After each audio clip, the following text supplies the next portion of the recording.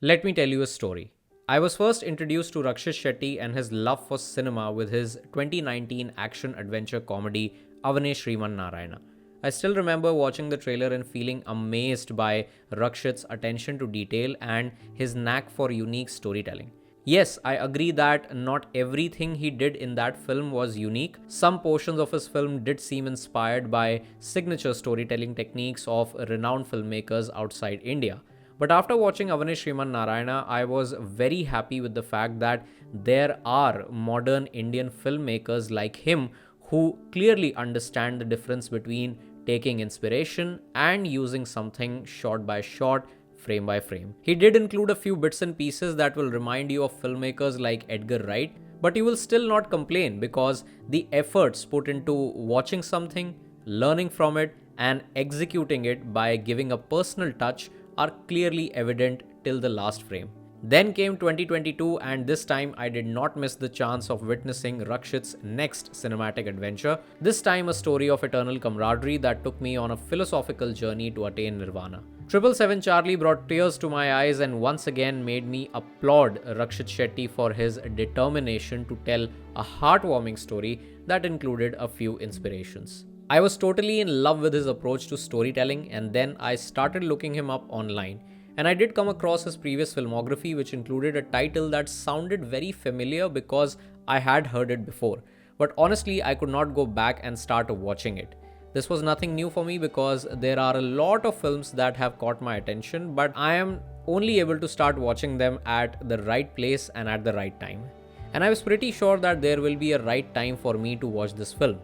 Finally, the right moment arrived for me when my video essay on Kantara got picked up on YouTube and I received lots of comments telling me to watch that exact film and also how that film is Rakshit Shetty's biggest directorial milestone.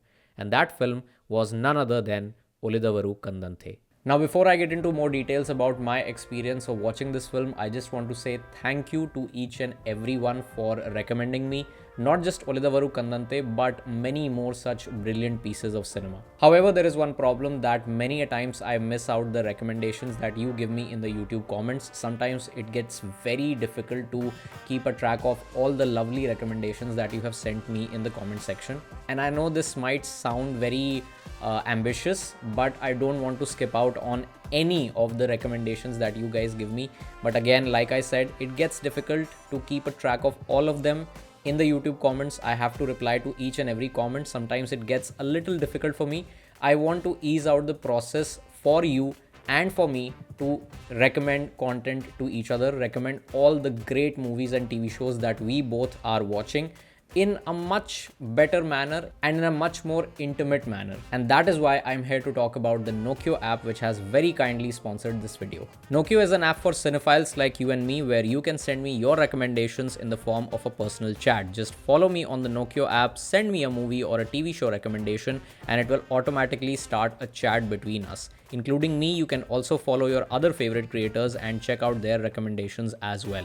Also, my favorite feature of the app is that it allows me to share the YouTube link of a particular movie or a TV show that I have watched and a video related to the content that I have watched, and you will be notified of my review and also the link of that video with the Nokio app in case you miss out on the YouTube notifications. So this is honestly a really good feature for creators like me. So you can follow me on the Nokio app using the link in the description of this video to share all your recommendations and also keep a track of what I am currently watching. Big shout out to the lovely folks at Nokio for sponsoring this video. The app is available to download on both Android and iOS. Now let's get back to talking about Ulidavaru Kandanthe. I feel you will agree when I say that films reflect the intention and mindset of the storyteller. This is the most powerful art form that acts as a gateway to effectively and emotionally understanding the perspective of a storyteller. The audience is given a chance to observe the world from a different lens that expands their experience of observing an event, a scenario, or the choices that we make in our lives. And just like how every storyteller has a different perspective on interpreting a concept or series of events, the audience also has a unique perspective of analyzing a visual experience crafted by a certain filmmaker. And whenever we look at the recent endeavors of filmmakers, we always begin to think about how it all began. We start craving to discover those roots of creative establishment that marked the beginning of their filmmaking journey. A piece of art that became a symbol of their innovational beginnings in the world of cinema. And after watching Ulidavaru Kandanthe, I am happy to share that my cravings attained the satisfaction that they were seeking. This film made me understand how Rakshit was always wanting to disrupt the world of modern Indian cinema with his own perspectives and learnings. Ulidavaru Kandanthe was his first attempt at displaying a new language of cinema that is brimming with inspiration from the works of Quentin Tarantino and Christopher Nolan. And since we are talking about inspirations, let's first get the most obvious ones out in the open. The entire film is mostly a love letter to Quentin Tarantino. We get to see all the elements and plot points inspired by his most revered works like Pulp Fiction and Kill Bill. Who's at the door? Knock, knock, knock, knock. We also witness the transition to the black and white graphic novelesque look inspired by Sin City. And of course, the film begins with a creatively composed background score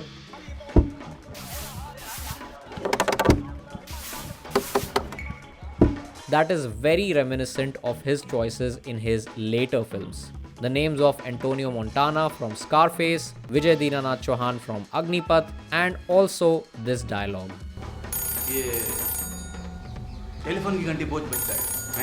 Also, the entire narrative structure of this film is based on the Rashomon effect, when the same scenario is being described by different observers.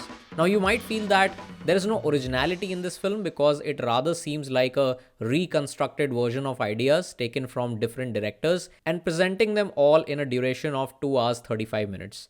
But honestly, this is where Rakshit Shetty steals your heart and wins the prize because he clearly understands the difference between copying ideas and getting inspired from ideas.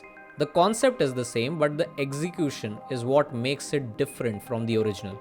The function of an idea is the same, but the usage of that idea to serve the same function is what makes it different from the original.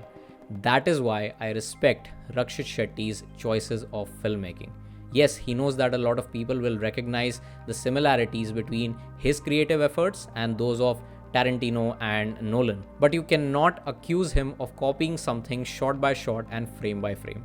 He just wants to make a statement by showing how we can actually bring the feeling of novelty into our stories by learning from the greats and understanding the intent behind someone's idea. And the most impressive bit of Ulidavaru Kandanthe is the immaculate script. Since you want to adopt a non-linear approach to storytelling, it becomes crucial to decide the placement of exposition that will design the entire plot of your story. The way you give out exposition or information in your story will help you to achieve the maximum emotional impact and the maximum intrigue for the audience. This entire plot is heavily reliant on flashbacks, and in order to effectively use a non-linear narrative, I feel that foreshadowing plays an important part.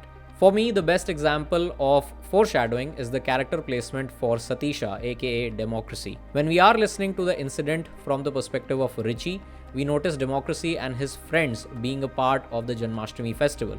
This is where Richie is looking for Balu, who is being chased by Shankar Pujari. When Richie hits Balu with the gun, Democracy was there witnessing this incident.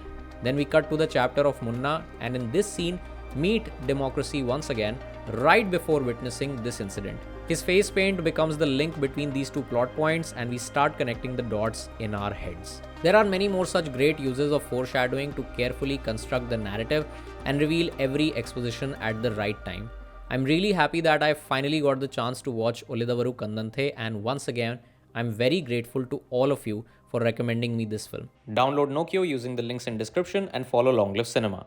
I will be back soon with another video. Till then, thanks for watching. My name is Parush, and as always, Long Live Cinema.